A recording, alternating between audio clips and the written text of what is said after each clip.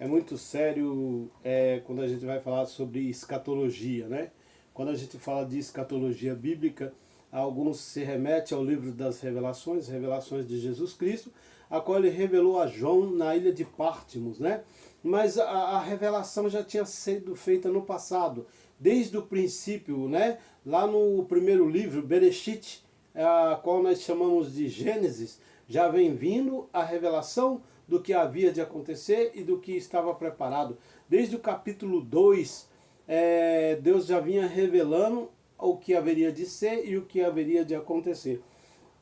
Mas quando nós encontramos o profeta Ezequiel e o profeta Daniel, eles vão deixando mais claro a forma e a sutileza que o adversário haveria de nos confrontar para que nós perdêssemos a direção e que a gente ficasse cego.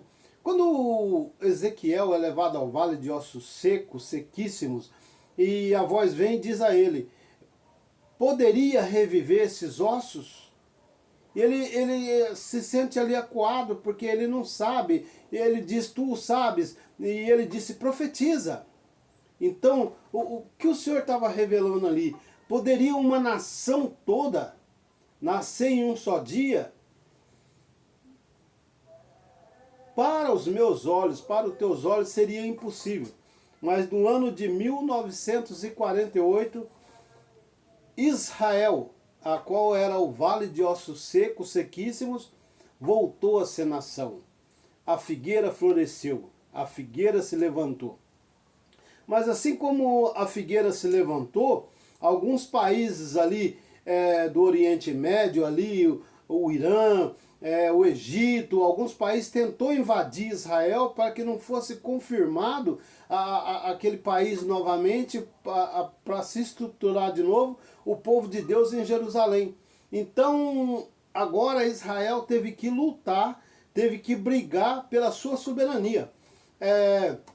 Apesar de 1948, o Oswaldo de Aranha, um brasileiro, ter assinado para que Israel voltasse a ser nação, o Brasil só foi reconhecer Israel como nação, isso a igreja não te diz, isso as pessoas não te contam, em 1952, quando um diplomata brasileiro levou a sua carteira, levou as suas credenciais e apresentou diante do consulado israelense. Então, José Fabrício de Oliveira foi o cônsul a qual apresentou as suas credenciais, confirmando que Israel agora novamente voltou a ser nação. Então a gente tem que observar, a gente tem que prestar atenção nas profecias. Por quê? Tem acontecido muitas coisas? Tem. Mas esse é o princípio de dores, né?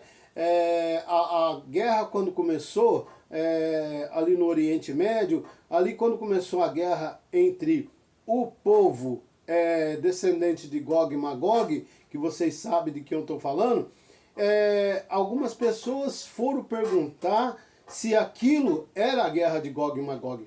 Mas deixa eu te explicar uma coisa, presta atenção para você entender uma coisa, o que é geopolítica. A guerra de Gog e Magog começou lá atrás. Se tem um país que entendeu, compreendeu essas coisas e eles lutam para que não se confirme, então já o Apocalipse, que eles vêm determinados a lutar para tentar parar, foi quando Gog e Magog invadiu o Paquistão. Então os americanos, né, os norte-americanos, criaram exércitos, né, aparelharam pessoas para lutar, expulsar Gog e Magog da região lá. E então foi criado o Talibã, Al-Qaeda. Então foi pessoas que foram treinadas pelos próprios exércitos americanos para que pudesse enfrentar e tirar esse povo de lá. E aí os americanos tomaram posse do lugar lá e ficaram lá e permaneceram lá por alguns tempos para que Gog não tomasse conta daquelas terras. Mais tarde, esse mesmo povo, a qual foi financiado pelos americanos, se virou contra os americanos e aconteceu 11 de setembro, né? Algumas pessoas dizem que essa revelação se encontra no livro de Daniel, capítulo 8, onde o bode, ele vinha nos aires e ele dava de marradas e acertava o carneiro e quebrava seus dois chifres, que algumas pessoas dizem que são as torres gêmeas, mas vamos nos atentar a isso. Vamos nos atentar à revelação apocalíptica, a qual vem acontecendo nos dias, no tempo presente, né? Geopolítica. Por que falar de política e religião? É porque as pessoas estão mais preocupadas em monetizar financeiramente, crescer financeiramente, e a palavra do Senhor diz que seria como nos tempos, né, de Noé. As pessoas iam estar se casando, se dando em casamento, e de repente, pum. Então, o porquê que eu estou te dizendo isso? No princípio, quando a estátua de Daniel foi destruída, então, ó, a cabeça na estátua que Nabucodonosor teve a visão era a própria Babilônia, que foi de 605 a 539 da Era Comum. O peito era os Medo-Persas, que foi de 339 ou de 539 a 331. O ventre e as coxas era a Grécia, né, que foi de 331 a 168 da Era Comum. As pernas eram o Império Romano, que foi de 168 a 476 depois da Era Comum. Então, os pés, na situação de hoje, são os países divididos, né? Os países que não se levantam, que não se tornam grandes mais. Por quê? Porque alguns países, eles simplesmente se separaram. Coreia do Sul, Coreia do Norte, Alemanha Ocidental, Alemanha Oriental. O próprio Israel, por problemas com Jeroboão, Roboão acabou perdendo 10 tribos. E Israel ficou dividida por muitos e muitos anos, né? Então, o que eu quero dizer? A profecia da estátua. Presta atenção. A cabeça era a Babilônia. Alguns anos atrás, por volta do ano de 2003, a cabeça tentou se erguer com ameaça de bombas nucleares, né?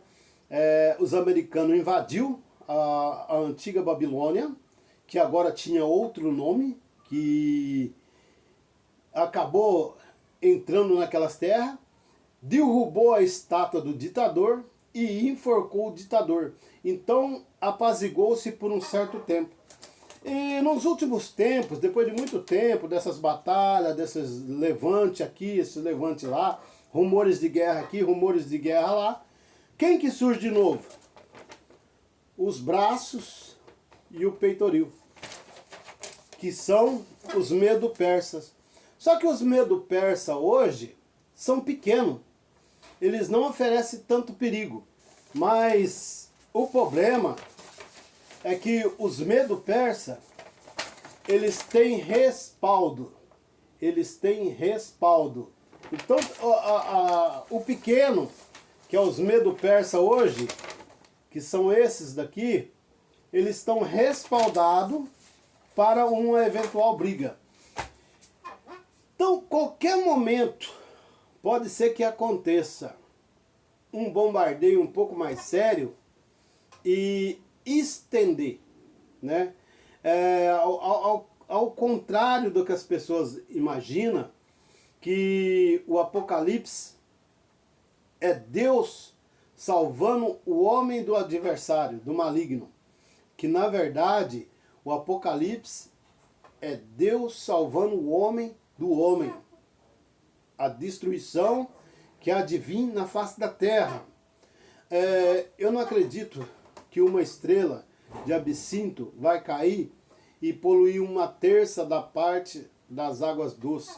Mas eu acredito numa máquina criada pelo homem que vai subir aos céus e ela vai descer com uma grande explosão, a qual será poluída e contaminada. A natureza criada, que geme com dores de parto, né? A palavra diz que 1/3 da natureza criada, ela seria destruída. Nós hoje temos mais de 50% da natureza já destruída. Nós temos uma fauna em extinção. Então, o Apocalipse vem se cumprindo. O Apocalipse vem andando. Então, devido à geopolítica, devido aos problemas, não acredite que um governante da direita, um governante da esquerda possa mudar. Pode amenizar o problema e pode ser que você escolhendo um lado.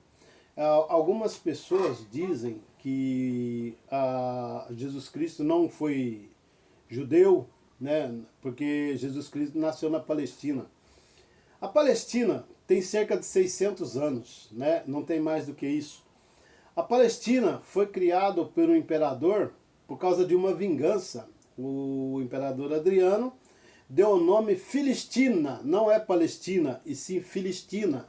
A Filistina se remete aos filisteus, mas o povo palestino não tem nada a ver com os filisteus, mas o nome é Filistina, porque a letra P não se lê Palestina, se lê Filistina, que não tem nada a ver.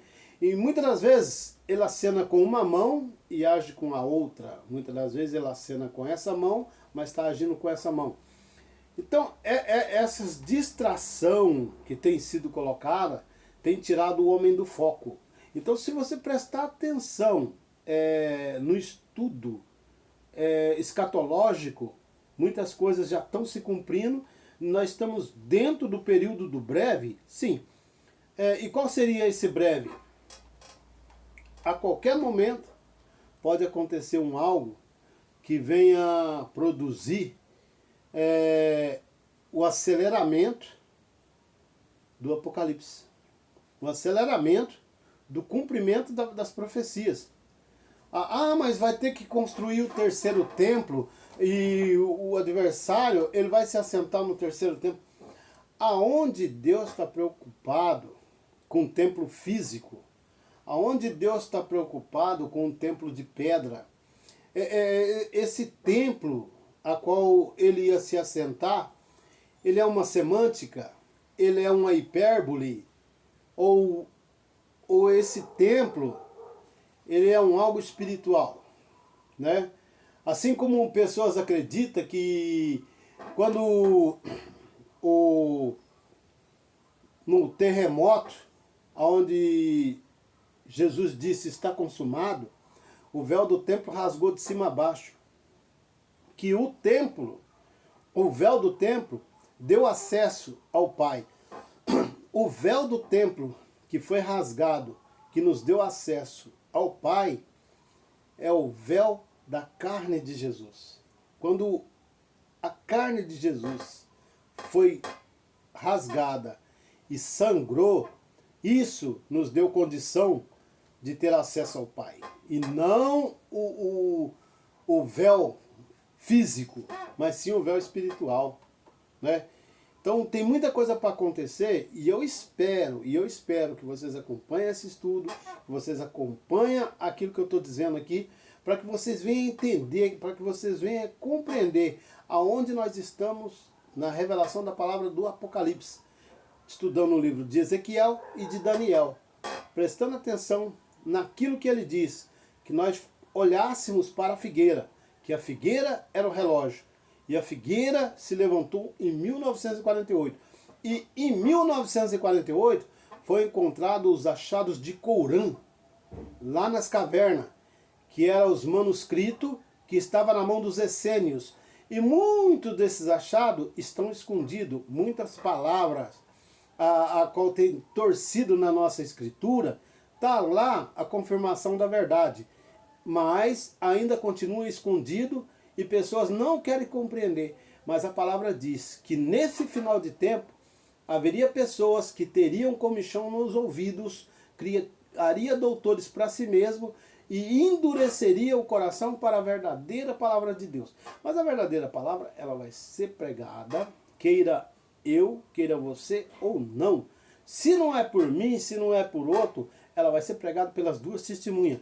E as duas testemunhas só serão odiadas pelo povo da terra, porque elas vão vir para pregar a verdade. Então, a correção hoje não é muito bem aceita, mas é amor, amor, amor. A Bíblia tem alguns textos que diz amor, que muitas das vezes é ágape. E o amor ágape é o amor de Deus comparado ao amor de mãe. Agora, o amor eros, esse é o amor erótico. E esse é só a esposa e o esposo. E existe o filéu, né? Que é o amor de amigo, de companheiro, o amor de irmão, filéu. Quando a palavra diz lá no livro de Jonas, que Jonas e Davi se amou, a palavra lá é filéu, é o amor de amigo. Agora, na Bíblia dos meninos escandalosos, eles dizem que Jonas e Davi amou de verdade, mas é porque não tem o conhecimento das Escrituras. Deus não abomina, né, o pecador. Deus não tem o pecador como inimigo, mas a prática do pecado te torna separado e te distancia de Deus, mas que nós possamos entender e compreender e continuar com esse estudo. Eu quero passar um estudo forte, eu quero falar sobre Apocalipse. Se você se interessa por esse estudo, eu quero que você comenta nesse vídeo e nós faremos o vídeo te explicando passo a passo do que está acontecendo e o que há de acontecer e te livrar daquilo que o homem tem tentado esconder de mim e de você. Bom dia.